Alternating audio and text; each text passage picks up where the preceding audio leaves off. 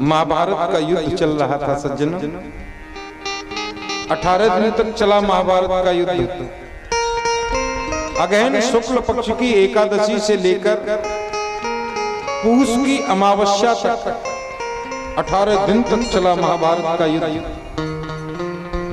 एक एक करके सेना कौरवों की मारी गई। अंतिम दिन का युद्ध चल रहा है। पांडवों की तरफ से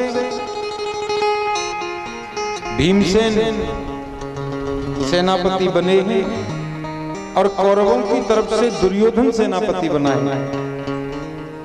दोनों का गदा युद्ध चल रहा है, बड़ा भयंकर। भीमसेन की गदा से दुर्योधन की जंघा टूट चुकी है।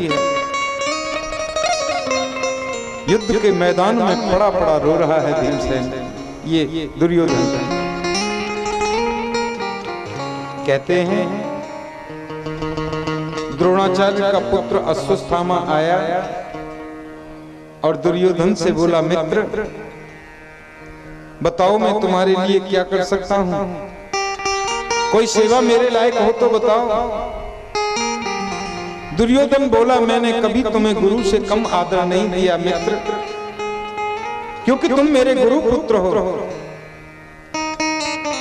एक ही वरदान मांगता हूं, कैसे भी करके 5 पांडवों को मार दो बस, फिर तो मैं चैन से मर सकूंगा।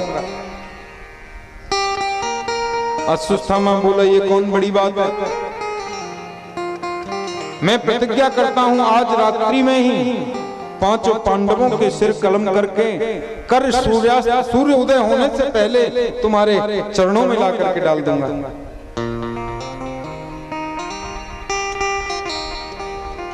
ऐसा कहकर के अश्वत्थामा तो चले गए। इधर पांडव अपने शिविर में सो रहे हैं। रात्रि के 1:30 बजे होंगे। अर्जुन को प्यास लगी, जोर से पानी पीने के लिए उठे। देखा तो मेरा मुरलीधर डंडा लेकर के, छड़ी लेकर के पहरेदारी कर रहा है गेट पे। कृष्ण बोले, केशव तुम सोए नहीं अभी तक? कन्हैया बोले, तुमको नींद आती है क्या अर्जुन? अर्जुन ने बहुत अच्छी बात कही, गोविंद जिसने अपने जीवन की बागडोर आपके हाथ में सौंप दी वो तो चादर तान के सोएगा। हमारी नाव के रक्षक सुदर्शन चक्रधारी, हमें क्या टेंशन है?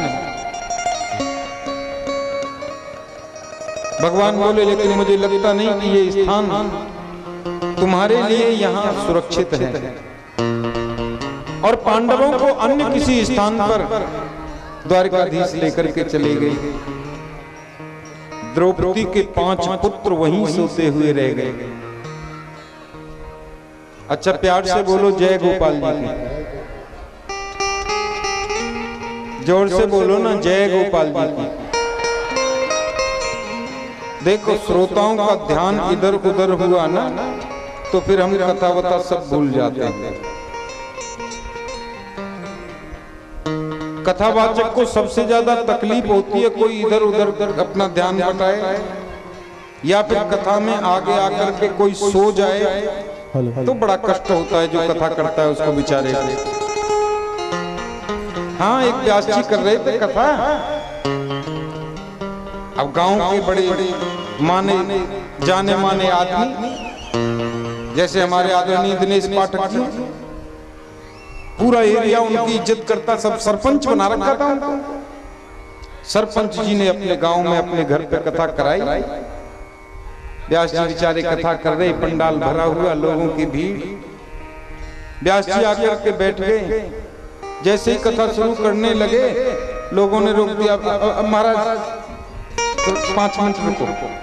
क्यों? वो अभी बूढ़े बाबा नहीं आए ना सरपंच जी, वो आ जाएंगे तभी कथा शुरू होगी। अब तो सब व्यास जी बेचारे रुकना पड़ा। एक उनका पोता हाथ पकड़ के डंडा पकड़ के उनको लेकर के आया, सबसे आगे आकर के बैठ गए। व्यास जी से बोले आप करो शुरू। व्यास जी ने कथा शुरू करी और सरपंच जी सो गए। हाँ, आते ही सो गए वो तो। अब व्यास जी को बड़ी तकलीफ हुई, बताओ 1 घंटे से इंतजार कर रहा था, सरपंच जी आएंगे तो कथा सुनाऊंगा, अब ये तो आते ही सो गए। जैसे तैसे करके 3 घंटे काटे व्यास जी ने।